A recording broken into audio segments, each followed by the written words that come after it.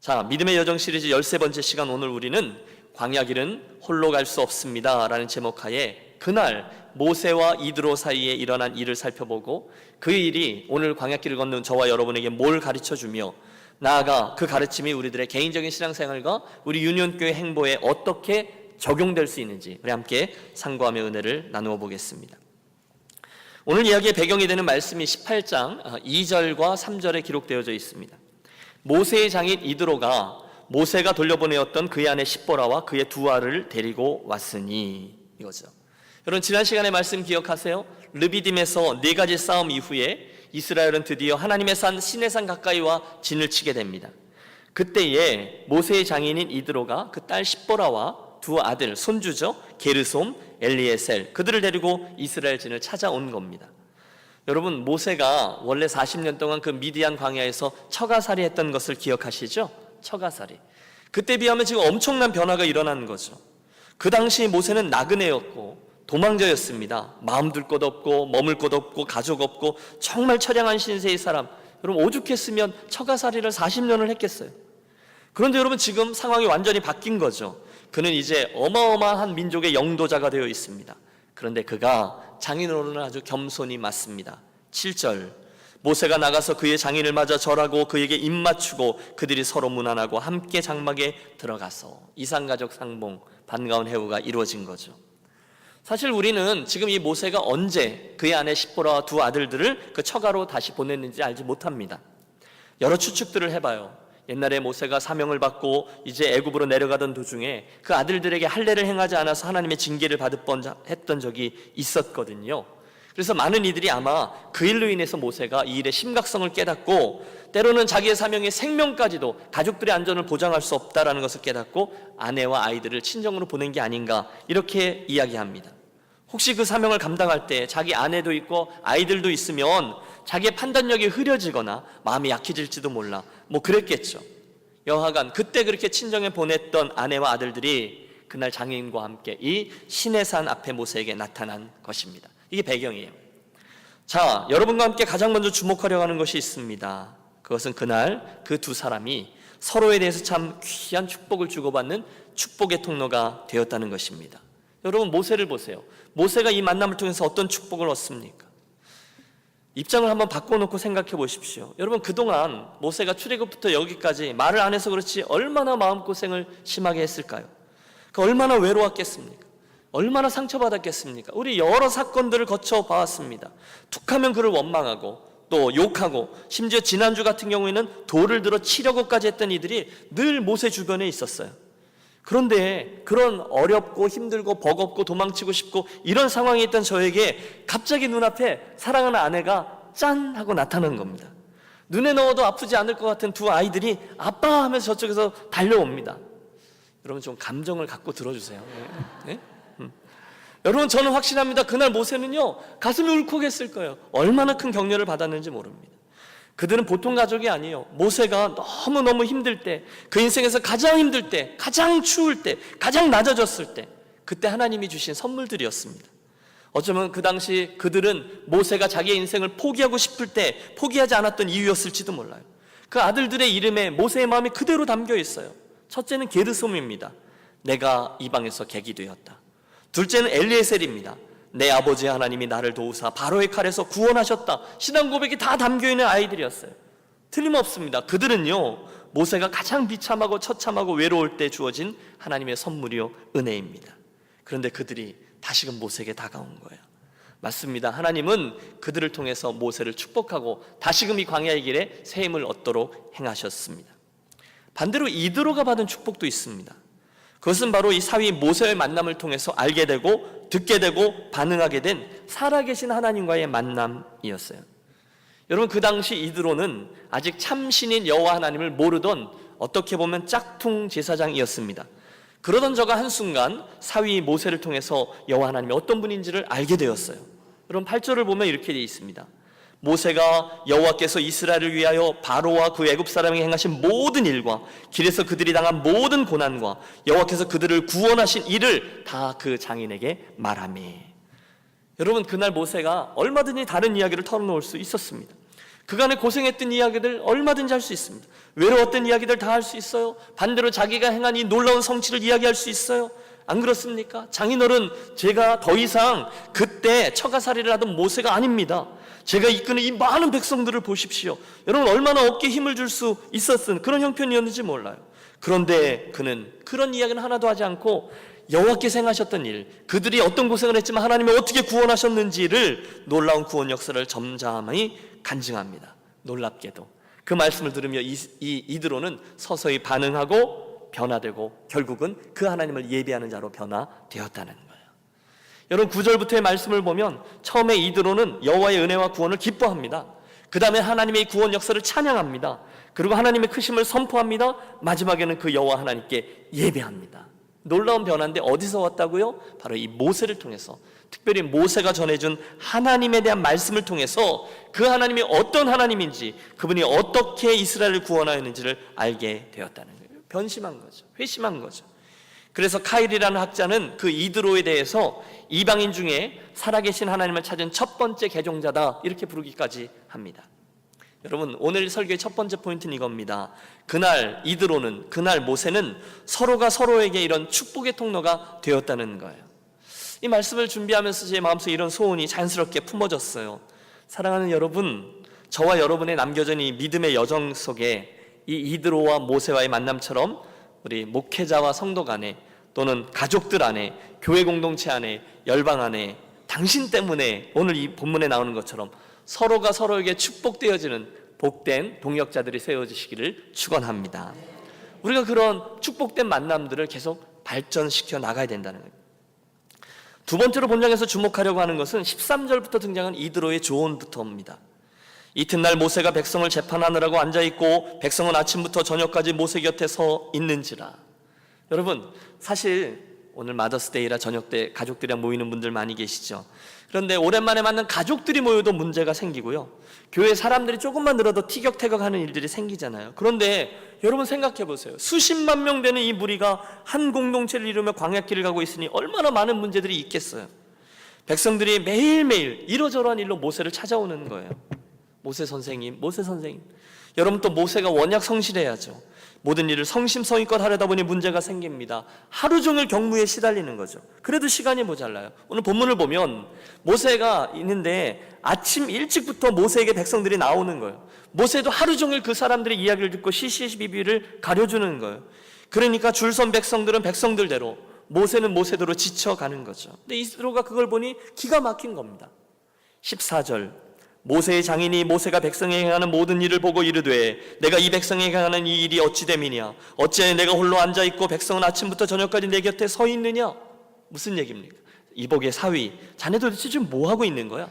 왜요 장인어른? 뭐가 잘못됐습니까? 저도 열심히 하잖아요. 그때 이드로가 정확히 지적하는 게 17절의 말씀입니다. 내가 하는 것이 옳지 못하도다. 18절입니다. 너와 또 너와 함께한 이 백성이 필경 기력이 쇠하리니 이 일이 내게 너무 중함이라 내가 혼자 할 수 없습니다. 여러분, 이해가 되십니까? 자꾸 자네 그런 식으로 하다 보면 큰일 나, 쓰러질 거야, 잠깐 스톱하게나 일하는 방식을 좀 바꾸시게, 이런 뜻입니다. 여러분, 우리 쉽게 이 모세의 상황을 추측할 수 있죠. 모세에게는 이 과도한 일로 인해서 생겨나는 부작용들이 많았을 거예요. 스트레스, 온몸이 막 뻐근할 거고, 피로감도 있을 것이고요, 효율성도 없을 것이고요, 짜증도 날 거고요, 집에 가면 가족들에게 신경질을 낼지도 몰라요. 이런 것들이 모세의 형편이었을 거예요. 또 개인적인 문제뿐이 아니에요. 공동체적으로도 문제가 되죠. 모세 혼자서 다 하려고 하다 보니 모세도 힘들지만 백성들도 무슨 문제가 생기면 그거 갖고 스스로 판단할 이유가 없어요. 그냥 모세에게 가면 되는 거죠. 다 모세에게 의지하고 다 모세에게 묻습니다. 결과적으로 그들이 성숙해지지도, 또 다른 리더들이 세워지지도 못했습니다. 리더십, 은사개발, 이런 게 없었다는 거예요.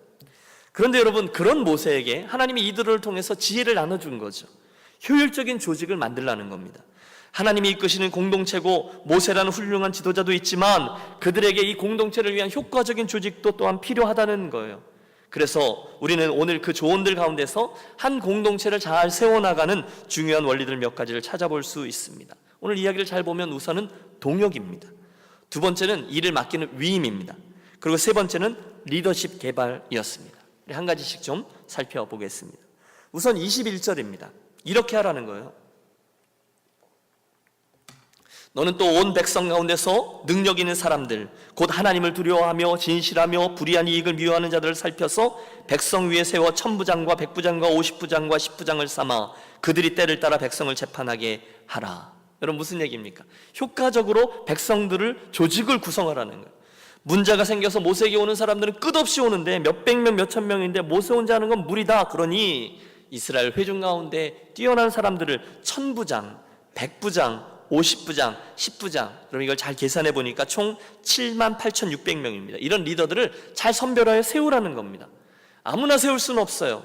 대신에 부장으로 세울 사람들 조건 3가지가 있는데, 첫째는 하나님을 두려워하는 자입니다. 따라해 주십시오. 하나님을 두려워하는 자. 둘째는 진실한 자입니다. 이것도 해볼까요? 진실한 자. 셋째는요, 불의한 이익을 미워하는 자인데, 이것도 해보시죠. 청렴한 자. 청렴한 자. 이들을 잘 뽑아서 상대적으로 작은 일들을 그들이 재판하고, 그거 해결 안 되면 그 위에 사람들이 재판하고, 위로 올리고 올려서 제일 마지막에 해결 안 되는 문제만 모세로 감당하게 하자라는 겁니다. 여러분, 지혜롭죠? 뭔 조직이 필요해. 교회가 은혜로 하면 되지. 그냥 목사님 말씀대로 하면 되지. 아니요. 여러분, 하나님께서 우리에게 건강한 이성도 주셨고요, 상식도 주셨고요, 경험도 주셨습니다. 그리고 지금 이드로의 조언은요, 그냥 인간적인 것만이 아니었어요. 하나님 주신 지혜도 있고요, 사람들의 건전한 상식이 잘 융화되어 있습니다. 그리고 모세가 이 조언을요 듣습니다. 그러자 이스라엘의 공동체 안에 아주 효용성이 높은 그런 조직이 형성되고, 모세는 더 중요한 일들에 집중할 수 있게 되었어요. 모세가 할 일이 20절에 나옵니다. 그들에게 율례와 법도를 가르쳐서 마땅히 갈 길과 할 일을 그들에게 보이고, 다시 말해서 덜 중요한 일들, 누구든지 감당할 수 있는 일들은 조금씩 위임하여 나누어 주고, 본인은 그들에게 하나님의 말씀으로 꼴을 먹이고 그들에게 하나님의 법칙대로 사는 원리를 가르쳐주는 그 일을 하게 했다는 거예요. 무엇이 옳고 그른지를 부장들에게 가르쳐 그들로 하여금 재판을 하게 했다는 거죠. 여러분, 그때 이스라엘을 바라보고 있던 우리들의 시선을 이제 우리 자신에게로 돌이켜보죠. 유니온교회 이야기입니다.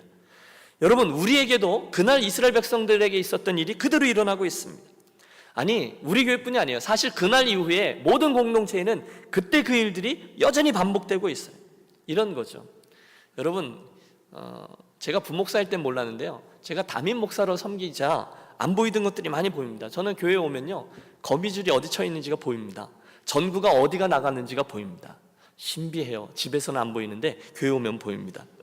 마당에 나가면요, 그 교회 마당에 가면 주차장에 수리할 곳이 보이고요, 잡초들이 어디 많이 나와 있는지가 다 보입니다. 저 건너 교육센터 편에 가면 더 하죠. 여러분, 교회 청소가 조금 잘 안 되거든요. 그게 다 보입니다. 고민이 돼요. 여러분 앉아 계시지만 저는 여러분 앉아 계신 의자 밑에 판이 떨어져 있는 게 저는 보입니다. 확신합니다. 부목사일 때는 안 보였을 겁니다. 또 제 안에 여러 가지 사역에 대한 욕심이 있어요. EM 공동체 우리 이렇게 저렇게 세워야지. 또 사역적으로 우리가 예배할 때 더 마음껏 찬양하고, 또 예배팀이 더 디벨롭되고, 또 기도하는 일을 더 깊이 했으면 좋겠고, 어떻게 하면 되지? 고민하고 기도합니다. 우리 교회 선교 사역을 위해서 하나님께서 우리에게 허락해 주신 이것들 외에 이번 커뮤니티를 우리가 어떻게 섬기는 게 성경적이지 생각합니다. 어르신들을 위한 사역들 봄에 뭐 했는데 좀 더 이런 것들을 디벨롭해야 되겠다. 또 우리 중에 책 좋아하는 분들을 위한 독서 클럽도 하나 했으면 좋겠다. 여러분들을 위한 신방 사역을 어떻게 했으면 좋겠다. 꾸준하게 이러저러한 일을 했으면 좋겠다. 너무너무 많아요. 그런데 잘 못해요. 거기에 이 동역과 위임의 필요가 등장한다는 겁니다. 여러분, 우리 교회를 보세요. 우리 교회 보면 잘 되는 사역들이 있습니다. 그리고 잘 안 되는 사역도 있습니다. 그리고 여전히 여러분들의 참여와 섬김이 필요한 부분들이 많이 있습니다. 즉, 섬겨야 될 분들, 위임이 돼야 될 분들은 많은데요, 어느 교회나 마찬가지예요. 교인들 숫자와 상관없이 섬겨야 될 분들은 늘 부족합니다. 그리고 어느 교회마다 섬기는 분들이 제한되어 있어서 여러 가지를 겹쳐 섬기세요. 이분들이 탈진의 위험성에 서 있는 거죠. 그때 필요한 게 있다는 거예요. 뭐죠? 오늘 이 이드로의 조언을 듣는 겁니다. 이를 분담하고 서로가 동역하는 겁니다. 책임을 나누고 위임하는 겁니다. 여러분, 이것들이 진행되려면 몇 가지 원칙들이 우리들에게 분명해져야 돼요. 작년 우리 교회 표어가 예수 안에서 함께 지어져 가느니라 였고요, 에베소서에 있는 말씀을 우리가 붙들었던 것 기억하시죠? 교회에 대한 청사진이 나왔어요. 예수 그리스도가 머리가 되시고 저와 여러분이 그분의 몸을 이루는 각 지체라고 했습니다. 그 지체들에게 하나님이 나누어 주신 은사들을 가지고 각자의 몸에 있는 지체들이 연락하고 상합하여 자기 역할을 감당하며 그리스도의 몸을 세워가는 것입니다. 여러분, 그때 목회자인 제 역할은 틀림없죠. 여러분 한 분 한 분이 여러분에게 하나님 주신 은사와 또 여러분에게 주신 하나님의 부르심을 가지고 열심히 충성하고 봉사하여 하나님과 교회를, 하나님 나라와 교회를 세워가고 마지막 날 하나님에게 잘했다 칭찬함을 듣고 하나님 나라의 상급을 받는 인생 되도록 돕는 역할이 제 역할이라는 거죠. 맞죠? 여러분, 그게 제 역할이에요. 저는 오늘도 그 이스라엘 백성들을 예를 들면 모세에게 마지막으로 주었던 직임처럼 율례와 법도를 여러분께 가르침으로 여러분이 그렇게 살 수 있도록 어시스트하는 게 제 역할이라는 거예요. 그러면 여러분, 저에게는 그걸 기대해 주셔야 되는 거죠. 그리고 다른 일들은 좀 더 동역해 주시는 거죠. 여러분, 동역, 위임 이런 게 쉽지 않습니다. 이 일을 나누어 맡기고 위임하는 일은 서로 잘해야 돼요. 그때 여러분 몇 가지를 기억하셔야 되는데, 첫 번째는 저와 여러분이 주님의 일꾼이라는 너무도 당연한 진리를 기억하셔야 합니다. 여러분 한번 해보시죠. 나는 주님의 청직이다. 예, 여러분 기억하십시오. 여러분이 일꾼이요 청직이라는 거예요. 다시 하죠. 여러분이 일꾼이시고요, 여러분이 청직입니다. 여러분 속으로 그게 무슨 얘기야? 목사님이 그런 거지, 이렇게 말씀하시지 마시면 좋겠어요. 목사만 사역자로 부르심을 입은 게 아니라는 거예요. 여러분, 제가 일꾼이라는 건 제가 고민할 테니까요, 여러분들은 여러분 자신이 일꾼이라는 것을 정직히 고민하십시오. 여러분, 이 사실을요 외면하지 마시고요, 오늘 이 시간만 살짝 피하면 되지 하지 마시고요, 오늘 진지하게 고민하십시오. 여러분, 마지막 날 주님 앞에 설 때 하나님은 여러분과 1대1로 서서 여러분 각자가 어떻게 주님을 사랑했고, 여러분이 주님에 어떻게 충성했고, 여러분이 주님 앞에서 어떤 열매를 맺었는지를 가지고 하나님 앞에 설 거예요. 그러므로 여러분이 고민해야 될 것은 여러분의 충성입니다. 여러분의 열매입니다. 크리스찬 작가인 필립 얀시가 그의 책인 교회, 나의 고민, 나의 사랑이라는 책에서 오늘날 현대인들의 현대 그리스도인들이 가장 많이 하는 착각과 실수에 대해서 이렇게 쓰고 있어요. 그분의 글입니다. 전에 나는 비판적인 소비자 정신으로 교회를 대했고 예배를 공연으로 보았다. 내 마음에 드는 걸 내놓아라. 나를 즐겁게 해달라는 식이었다. 키에르 케고르는 나 같은 이들을 두고 말하기를 사람들이 교회를 극장처럼 생각하는 경향이 있다고 했다. 우리는 객석에 앉아서 무대에 배우를 주시하고 배우는 모든 시선을 한 몸에 받는다. 배우가 제법 즐겁게 해주면 우리는 박수와 환호로 감사를 표한다. 하지만 교회는 극장에 반대라야 한다. 교회에서는 하나님이 예배의 관객이시다. 그리고 우리가 주인공으로 여겼던 사역자들은 사실 저 무대 뒤에서 대사를 알려주는 보조적인 역할을 맡은 사람일 뿐이다. 여러분 이해가 되십니까? 굉장히 통찰력 있는 지적입니다. 저는 100% 동의합니다. 오늘날 저와 여러분을 포함한 모든 그리스도인들이 흔히 갖고 있는 실수가 있어요. 자기들의 역할을 오해하고 있는 거예요. 성도의 할 일은 하나님께서 행하신 놀라운 일을 보고 와 감사하고 찬양하고 예배하고 구경하고, 또는 목회자들이 목회를 열심히 하고 있는 것을 지켜보며 야 잘한다 박수치고 때로는 훈계하고 심지어 채점을 하는 것이 성도의 역할인 양 착각하고 있다는 거예요. 여러분은 아니시길 바랍니다. 그런데 그게 아니라는 거죠. 성도는 관객이 아니에요. 하나님이 관객이에요. 대신에 여러분들은 그 공연에서 여러분이 배우라는 사실을 기억하십시오. 여러분이 예배자입니다. 여러분이 일꾼입니다. 기억하십시오. 여러분은 여러분의 종교 생활을 위해서 목회자라는 목사를 고용한 후에 그 목사가 인도하는 예배와 이 설교를 감상하고 즐기고 채점하는 존재가 아니세요. 때로는 어떤 분들은 한 걸음 더 나가서 하나님조차 하나님 나를 좀 만족시켜 주세요. 하나님 나에게 뭔가를 좀 보여주세요. 그렇게 요구하는 관객이 아니세요. 대신에 여러분은 여러분이 부르심을 받고 여러분이 무대 위에서 공연하는 여러분이 일꾼이시는 거예요. 그걸 누가 봐요? 하나님이 바라보시는 거죠. 여러분이 섬기는 거예요. 여러분이 여러분의 인생을 들여서 여러분의 은사로 여러분의 열매를 맺어 여러분의 하나님 앞에 서시는 거예요. 축복합니다. 여러분 무엇을 하든 우리들의 취할 태도는 한 가지죠. 저도 여러분도 똑같습니다. 성도의 신앙 따라서 죽도록 충성하겠네. 그 외에는 옵션이 없어요. 다른 옵션이 있으면 저에게 가르쳐 주세요. 자, 이상의 내용을 들으신 사랑하는 여러분, 광야의 모세에게 다가온 이 이드로라는 장인의 조언이, 그래서 이스라엘이 조직을 정비하고 일꾼을 세우고 일들을 나누어서 위임하며 동역했다는 이 말씀이 오늘 동일하게 교회 생활을 하고 있는 우리들에게 무엇을 말씀해 주고 있습니까? 저는 오늘 이 이야기를 세 가지로 적용하며 본문의 결론을 도출합니다. 첫 번째는요, 서로가 서로에게 축복의 통로가 되는 거예요. 한번 해보시죠. 서로에게 축복의 통로가 되자. 알겠죠? 여러분 포인트가 뭐죠? 이드로는 모세에게, 모세는 이드로에게 서로 간에 귀한 축복의 통로가 되었다는 거예요. 모세는 이드로의 인생에 가장 귀한 하나님에 대한 지식, 복음을 전달해 주었습니다. 그리고 그 모세 때문에 이드로의 인생이 바뀌고 가문이 바뀌었어요. 또 이드로는 그 모세를 충분히 격려하는 일과 지혜를 나누어 주었어요.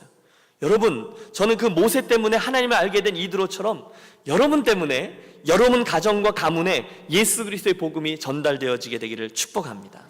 혹시 우리들 가운데 이미 예수를 믿는 부모님과 또는 장인, 장모님 갖고 계신 분들은 여러분 이게 어마어마한 축복이요 특권임을 기억하시고요, 더 믿음에 정진하십시오. 하지만 혹시 그렇지 못한 분들, 그것이 아직 예수를 믿지 못하는 시댁을 가진 분들, 예수를 믿지 않는 또 처가를 가지신 분들, 여러분이 그 자리가 여러분 인생에 허락하신 하나님의 부르심이요 사명임을 분명히 기억하시기 바랍니다.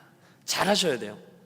누구든지 자기 친족, 특히 자기 가족을 돌아보지 아니하면 믿음을 배반한 자요 불신자보다 더 악한 자니라 이랬거든요. 와, 그러므로 여러분 두 번째 케이스에 계신 분들은 여러분이 너무너무 사랑하시고 또 아끼시는 그 가족을 위해서 예수님을 전하는 저와 여러분이 되시기를 축복합니다.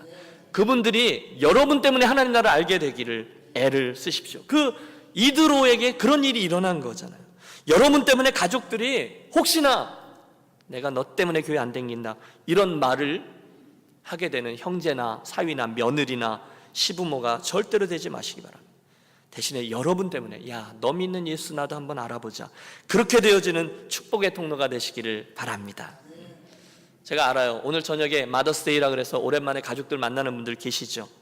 그분들을 만나셔서 오늘 내가 했던 성취, 지난 1년 동안 뭐 좋았던 것, 내가 했던 자랑, 나의 소유, 나의 건강, 그런 이야기만 하다가 헤어지지 마시고요, 그날 모세가 했던 것처럼 여호와께서 행하셨던 일, 하나님께서 우리 가정에 주셨던 축복, 그분의 구원, 그분들로 인해서 바뀐 내 인생 얘기를 하시길 바랍니다. 어떻게 해서든지 여러분을 통해서 예수님의 생명이 흘러가게 하십시오. 여러분 마지막으로 축복합니다. 그런 축복의 통로가 되시기를 권합니다. 제가 어떤 분들은 알아요. 모이면 맨날 씨월드가 어떻고 뭐 씨월드 힘들어서 난 씨소도 안 타고 난 시금치도 안 먹고 맨날 그딴 소리 하시는 분들이 계시죠. 그러나 그러지 말고 하나님께서 나를 축복의 통로로 보내셨구나. 내 남편에게, 자녀에게, 부모에게, 장인, 장모에게, 시부, 시모에게 모두 씨월드가 아니라 예수월드가 되도록 선교사의 사명을 주셨구나. 고백하고 믿으시고 기도하고 때를 얻든지 못 얻든지 그 사명을 감당하며 나아가십시오. 가족들에게 또 여러분 주변에 계신 분들에게도 그런 축복의 통로가 되시는 거죠. 하나님이 기대하시는 영적 축복의 원리가 그런 거죠. 여러분 나사로 그 한 사람 때문에 수많은 사람들이 예수님을 믿게 되었다 이랬거든요. 바울이 살아계신 하나님을 만나게 되자 바울 때문에 지중해 연안이 기독교로 바뀌었거든요. 또 이레니우스가 예수님을 만나자 프랑스가 뒤집어졌고요. 영국에 그곳에서 건너온 보니페이스라는 한 사람이 예수님을 만나 복음의 사람이 되자 그 전 독일이 복음을 받아들였어요. 아니 노예로 16살짜리 아이가 끌려가서 패트릭이라는 아이가 그 아일랜드에 끌려갔지만 그로 인해서 아일랜드가 복음화됩니다. 한국도 마찬가지죠. 언더우드, 아펜젤러 이런 젊은이들이 예수님 때문에 한국의 복음을 뿌리자 오늘날 이런 많은 열매들이 맺혔습니다. 여러분 축복의 통로가 그런 거죠. 저와 여러분이 옆에 있는 분에게 열방을 향해서 이런 축복의 통로가 되시기를 바랍니다. 두 번째 적용은 이드로의 조언이죠. 우리에게 광야길은 동역자들과 함께 가야 한다라는 영적 교훈을 줍니다. 오늘 설교의 이 제목이 여기서 나왔어요. 한번 해보실까요? 광야길은 홀로 갈 수 없습니다. 광야길은 홀로 갈 수 없습니다. 계속 해보시죠. 우리에겐 믿음의 동역자가 필요합니다. 믿습니까? 여러분 개인적으로 적용해 보세요. 광야는요 머무는 것만도 힘들잖아요. 목마르잖아요. 뜨겁잖아요. 생존 자체가 어렵습니다. 그런데 그 길을 우리가 믿음의 여정으로 걷고 있다고 말씀하고 있거든요. 그때 기억하세요. 광야 길은요 홀로 갈 수가 없습니다. 광야 길은요 함께 가는 동역자가 필요한 거예요. 저 믿음의 동역자. 나나 조용히 예수 잘 믿지 뭔 다른 사람들과 교제를 해. 아니요. 여러분 성경을 보세요. 하나님은 처음부터 끝까지 우리를 공동체로 부르셨어요. 하나님 자신이 커뮤니티, 공동체셨어요. 우리를 서로를 동역자여 함께 부름받은 일꾼이라 명명하셨어요. 여러분 혼자 가시면 안 돼요. 그날 이드로가 없었으면 모세는 없었습니다. 여호수아가 없었으면 모세 없었습니다. 여호수아가 없었으면 갈렙 없었으면 다 동력자예요. 드보라와 바락이 동역했고요. 요나단이 없었으면 다윗은 성군 될 수 없었고요. 다윗을 주변을 보세요. 요압 장군, 아비새 장군, 나단 선지자, 수많은 동역자들이 있었어요. 엘리사 없었으면 엘리야 없었어요. 다니엘과 세 친구는 동역자였기 때문에 함께 믿음의 시험을 견딜 수 있었어요. 바울과 바나바가 동역자였습니다. 브리스길라, 아굴라, 디모데, 누가 등등 성경에 수많은 동역자들이 나와 있어요. 한 사람이면 패하겠거니와 두 사람이면 능히 당하나니 삼겹줄은 쉽게 끊어지지 아니하느니라. 같이 가라는 거예요. 어제 저희가 이제 권 장로님, 선임 장로님 댁에서 임직식 후에 첫 번째 당회를 열었어요. 제가 부부 동반으로 모이자고 말씀드렸습니다. 식사하고 회의는 짧게 하고 함께 모여서 더 중요한 것을 했습니다. 한참 우리 찬양하고 묵상하고 교회를 위해서, 서로를 위해서 기도했어요. 참 귀한 시간이었습니다. 여러분, 저는 생각해 봅니다. 그 과정을 통해서 우리 장로님들 가정이 얻게 되는 게 무엇일까? 우리 교회를 더 부흥시킬 수 있는 비결을 얻을 수 있을까? 뭐 그렇겠죠. 부서마다 더 잘 섬길 수 있는 방법을 얻을까요? 그럴 수도 있죠. 하지만 제가 지적하는 바 가장 귀한 축복은요, 함께 이 길을 걷는 믿음의 동역자를 얻는 축복인 줄로 믿습니다. 기도할 때 혼자 기도하는 게 아니잖아요. 내 옆에 있는 분, 똑같은 목소리로 같은 제목 갖고 기도하시는 그분을 보면서 이분은 함께 이 길을 걷도록 하나님이 허락해 주신 믿음의 동역자지, 함께 섬기려고 허락해 주신 동역자지. 이게 힘이 돼요. 이게 동역자라는 거예요. 여러분, 여쭙죠. 여러분은 믿음의 길을 가시는데 함께 이 길을 걸어가시는 믿음의 동역자를 갖고 계십니까? 여러분, 제 말뜻을 잘 들으시고 이해하시고 대답하십시오. 함께 밥 먹고 웃고 교제하고 생일 파티 서로 왔다 갔다 하고 그 사람을 말하는 게 아니라 믿음의 동역자를 말하는 거예요. 함께 기도할 수 있는 사람, 내 어려울 때 같이 있어주는 사람, 나의 신앙을 케어해 주는 사람, 나의 기도 제목을 나누고 함께 기도해 줄 수 있는 사람, 내가 힘들지만 그 사람이 나를 사랑하고 나를 위해서 기도해 주는 함께 가는 믿음의 동역자를 여쭙는 거예요. 여러분, 그런 믿음의 동역자를 달라고 구하시고요, 오늘 본문에서 우리가 그 교훈을 얻습니다. 마지막 세 번째 적용이죠. 우리 교회 공동체에게 적용하는 건데 그건 리더십 개발입니다. 좋은 리더를 계속해서 발굴하고 세워가야 된다는 거죠. 여러분, 그날 광야교회가요, 일꾼을 세우고 사역을 위임하면서 인물을 키워냈잖아요. 100명을, 200명을, 300명 계속 일꾼들을 세웠어요. 저는 저와 여러분 우리 유니온교회 공동체도 좋은 일꾼을 세우고 동역하고 위임하면서 그렇게 나가기로 하겠습니다. 그 일에 여러분 관심을 가져주세요. 우리가 리더십을 이야기할 때 리더십을 이제 분배하고 다른 이들에게 위임하고 이런 게 어려워요. 그런데 이렇게 쭉 나눌 때, 그래서 동역하게 될 때 이거 이제 나누는 거니까 리더십 디스트리뷰션 이런 말을 써야 되는데 그런 말을 쓰지 않아요. 대신 나누는 걸 뭐라 그러냐면 리더십 임파워먼트라는 단어를 씁니다. 나누는데 오히려 리더십은 더 강해진다는 거예요. 우리가 하나님 나라의 일꾼을 함께 부르심을 받았어요. 우리가 함께 위임을 받았어요. 그 사명을 감당해야 합니다. 하지만 우리가 기도할 때, 또 앞으로 우리가 노력할 때 좋은 리더들이 더 많이 세워지고 함께 이 일을 세워나갈 굵직굵직한 기둥들이 많이 세워지도록 우리가 애를 써야 된다는 거예요. 훈련도 해야 된다는 거예요. 리더십 디벨롭먼트입니다. 자, 오늘의 말씀을 결론 짓습니다. 옆에 분에게 그냥 결론을 이렇게 말씀해 주는 거예요. 따라해 주세요. 광야길 믿음의 여정은 크게요, 홀로 갈 수 없습니다. 계속하죠. 우리에게는 함께 갈 동역자가 필요합니다. 더 중요해요. 빨리 가려면 혼자 가고 멀리 가려면 함께 가십시오.